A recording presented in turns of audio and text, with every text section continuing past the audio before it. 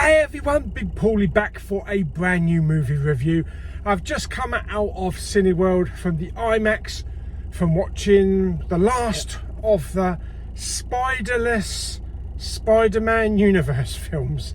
Yes, we had Morbius, we had Madam Web, which was god awful, and then of course we've got the Kraven, and this has been delayed so many times, probably had a whole crap ton of rewrites.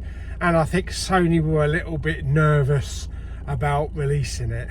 And I've heard some terrible things about this.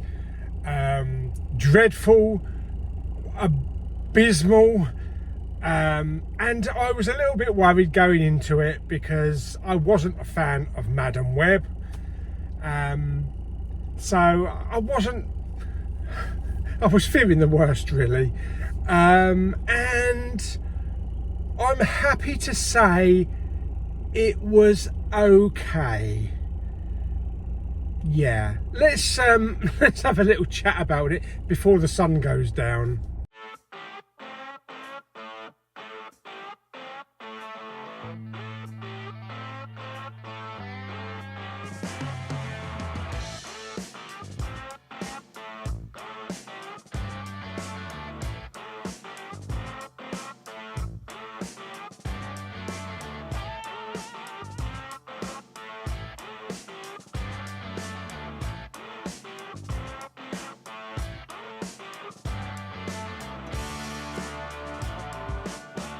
Okay, so Kraven the Hunter. I'm not familiar with the character from the comics. I never even heard of him before this film. So I can't comment on how it works as a comic book adaptation. I'm just purely going in as a fan of films.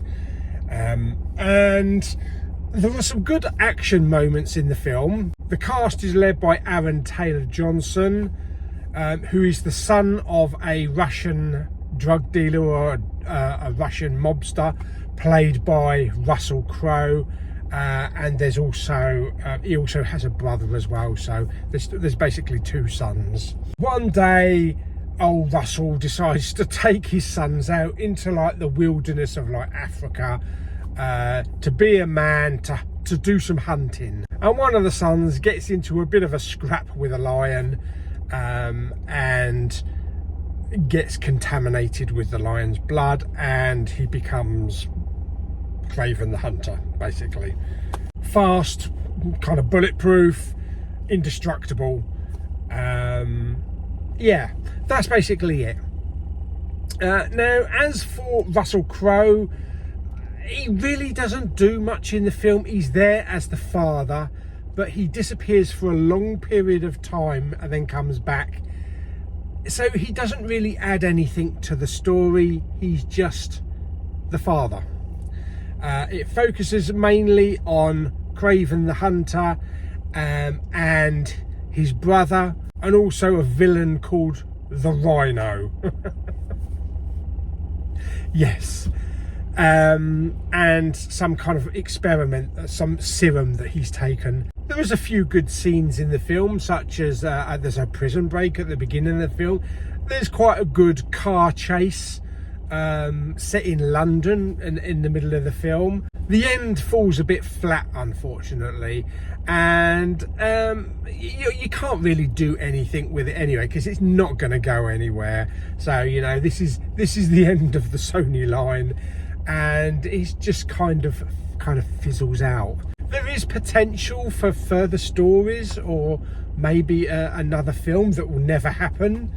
It kind of does leave you on a little bit of a cliffhanger, but it also does wrap up the story. It looked okay.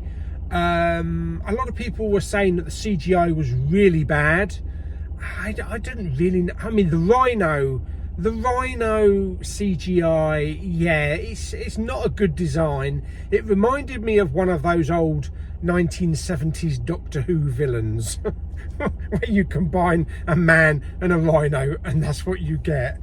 But like stampeding lions and wildebeest and things like that, they look actually pretty good. Unfortunately, there is not enough action sequences in the film. They're far between. You get like 3 or 4, that's about it. And sometimes the dialogue does drag a little bit.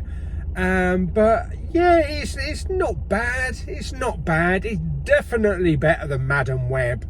And I would say it's probably on a par with Morbius for me. I kind of didn't have any problem with Morbius apart from the ending, which the ending was crap for Morbius. But the film alone, I saw it with Lulu and Claire, and we kind of had fun with it. We enjoyed it.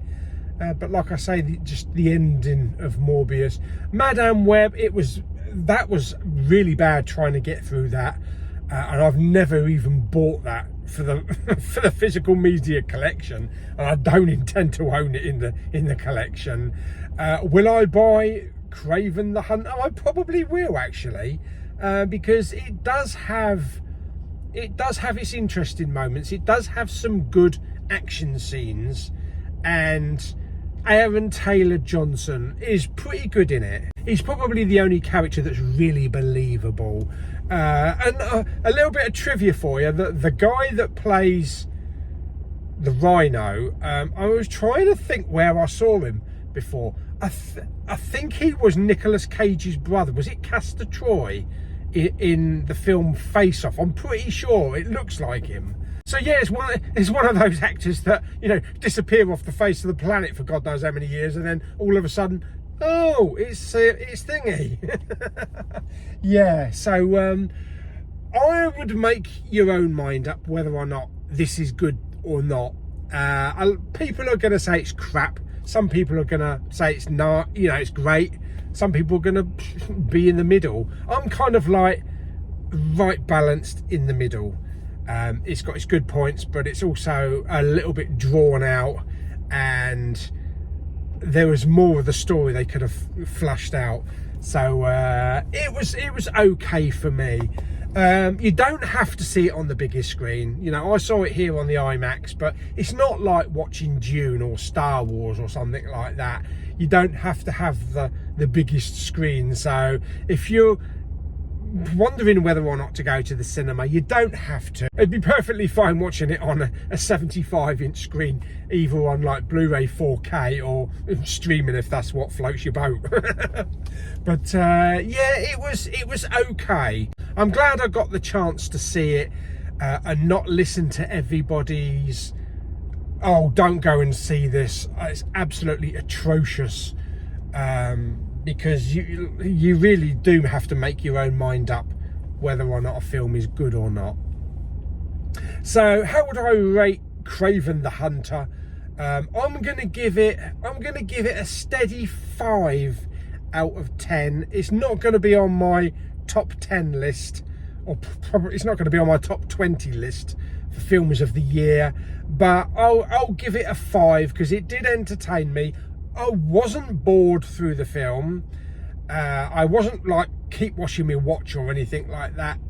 It did have some good action scenes and it was interesting, and I enjoyed watching Aaron Taylor-Johnson do his thing, and a bit of Russell Crowe in Russian gangster mode. So there you go. So that's my review of Kraven the Hunter. So if you like the video, give it some thumbs up. Don't forget to subscribe, comment and share, and I'll see you on the next video very soon. Bye bye.